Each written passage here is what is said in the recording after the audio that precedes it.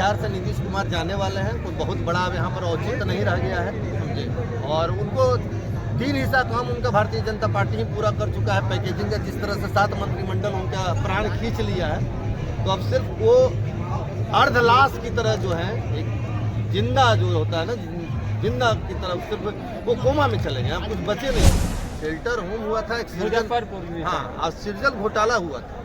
उनके आका का जो गर्दन फंसा हुआ है, वही 2 चीज में फंसा हुआ है। जाकर के उनसे पूछिएगा कि अभी तक प्रीति झा जो है, अभी तक फरहार है, जो किंगपिन उसका है, वो कहाँ है, जरा बता दें। यादव से लेकर करके महादलित, दलित सारे मतदाताओं को खारिज किया गया है। मुसलमान मतदाताओं को, मुसलमान को तो खैर ऐसे सारे राजनीतिक दल ने खारिज कर दिया है। 6 महीने के शासनकाल में जो चड्डे बड्डे हैं, जिनको लूटने का मौका मिलना है, वो अंतिम साल में इन लोगों ने लूटने का अपने चट्टे बड्डे को मौका दिया। बिहार होली के रंग में डूबता हुआ नजर आ रहा है, पर एक और रंग है जहां पे बिहार 12 महीने डूबा रहता है, वो है राजनीति का रंग। बिहार में राजनीति का रंग सर चढ़ कर बोलता है।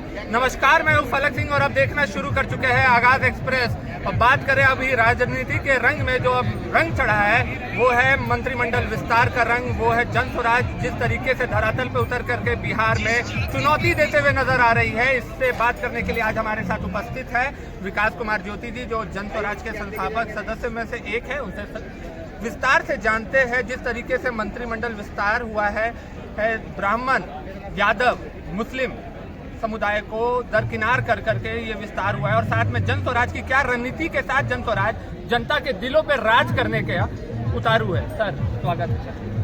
बहुत धन्यवाद। सर, मंत्रिमंडल विस्तार हुआ है जहां पर कहा जा रहा है कि सभी राज्यों का, क्षेत्रों का ख्याल रखा गया, क्या कहिएगा इस पर? देखिए, इसमें 80% मतदाता का जो प्रतिनिधि है उसको नकारा गया। जैसे यादव से लेकर करके महादलित, दलित सारे मतदाताओं को खारिज किया गया है। मुसलमान मतदाताओं को, मुसलमान को तो खैर ऐसे सारे राजनीतिक दल ने खारिज कर दिया है।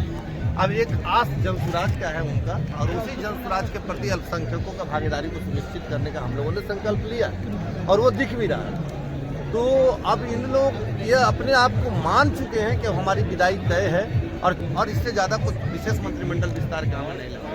सर, आपका जो कहना है कि जो आस दिख रही है वो जन स्वराज में दिख रही है, वही जन स्वराज बिहार में ऐलान करते फिर रही है कि जात से बढ़ करके वोट डाले, परिवार के लिए वोट डाले। प्रशांत किशोर जी की तरफ से हमेशा ये ऐलान रहा है, तो क्या इस बार अब माना जाए कि जन स्वराज भी जातीय समीकरण में उतर रहा है? नहीं, जातीय समीकरण को अब खारिज कैसे कर सकते हैं? जातीय समीकरण को जिसकी जितनी हिस्सेदारी, उसकी उतनी भागीदारी, हम लोग मंच से बोलते हैं। जिसकी जितनी हिस्सेदारी है उसकी भागीदारी होनी चाहिए। वो अपने समाज के प्रतिनिधि कहलाएगा, क्यों नहीं कहलाएगा? उसको तो कहलाना चाहिए। तो सर, क्या समीकरण बैठा रहा है जन स्वराज विधानसभा के? सर्वधर्म, सर्व समाज, संभाव, जन स्वराज का यही एक संकल्प है। सभी धर्मों का आदर हो, सभी समाज का प्रतिनिधि हो, और हम लोग मिलकर के सारे लोग विकास के बिहार के अभिलेख जो है उसको लिखने का काम करें। सर, बात करें जिस तरीके से विपक्ष हमलावर होते जा रहा है, जेडीयू जिस तरीके से नीरज कुमार ने लगातार 2 बार पीसी किया है और कहा है कि जन स्वराज एक चिटफंड कंपनी चला रही है बिहार में, लोगों को ठगने का काम कर रही है, और आरोप लगते आया है MLM का आप लोगों के ऊपर। कैसे देखते हैं सर इसे? जिसका नाम लिए उससे जाके पूछिए कि शेल्टर होम हुआ था। शेल्टर होम हुआ था, एक मुजफ्फरपुर में, हाँ, और सृजल घोटाला हुआ था। उनके आका का जो गर्दन फंसा हुआ है, वही 2 चीज में फंसा हुआ है। जाकर के उनसे पूछिएगा कि अभी तक प्रीति झा जो है, अभी तक फरहार है, जो किंगपिन उसका है, वो कहाँ है, जरा बता देना। सत्ता में तो 20 साल से बैठे हुए हैं, और वो अनुकंपा पे नौकरी करते हैं। तो जनता से चुन के तो आते नहीं हैं, वो अनुकंपा पे नौकरी करते हैं। वो नौकरी कर रहे हैं, बेचारे अपनी नौकरी बचा रहे हैं। तो खैर उन लोगों की बात बेकार करना ही नहीं। सर, 21,000 दीजिए, विधायक प्रत्याशी बनने का मौका पाइए, ये जिस तरीके से एक योजना आया है, पहली बार ऐसा योजना भारत में आया देखने को मिल रहा है। क्या लग रहा है, जनता इसे स्वीकार करेगी या कहा जाएगा कि धोखाधड़ी का आरोप लगेगा? देखिए, जनता ऐसा तो नहीं है कि मतलब इसमें कोई अदृश्य कार्य हो रहा है। ये सारे सार्वजनिक मन से तय किया है, बिहार के कार्यकर्ताओं ने तय किया है, जनसभाओं ने तय किया, इस तरह का हम लोगों ने तय किया, और हम लोग खुद से इस कार्यक्रम को कर रहे हैं। इसमें धोखाधड़ी की बात कहाँ है?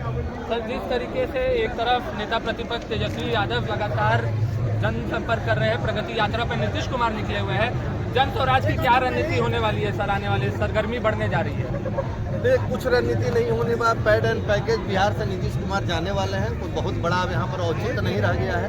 समझे। और उनको 3 हिस्सा काम उनका भारतीय जनता पार्टी ही पूरा कर चुका है पैकेजिंग का। जिस तरह से 7 मंत्रिमंडल उनका प्राण खींच लिया है, तो अब सिर्फ वो अर्धलाश की तरह जो है, एक जिंदा जो होता है ना, जिंदा की तरफ सिर्फ वो कोमा में चले गए, कुछ बचे नहीं। सर बड़ा सवाल रहेगा, नीतीश कुमार जाने वाले हैं तो ठीक है, पर क्या जन स्वराज आने वाली है? जन स्वराज ही विकल्प है, आज बाकी कहीं कुछ अब दिख ही नहीं रहा है, सिर्फ एक मात्र विकल्प है जन स्वराज। और वो आप लोग देखे होंगे आज के माहौल और आने वाले माहौल। 11 अप्रैल को जनसभा आप देखेंगे गांधी मैदान में, उसमें आपको तय हो जाएगा कि बिहार का भविष्य कौन है।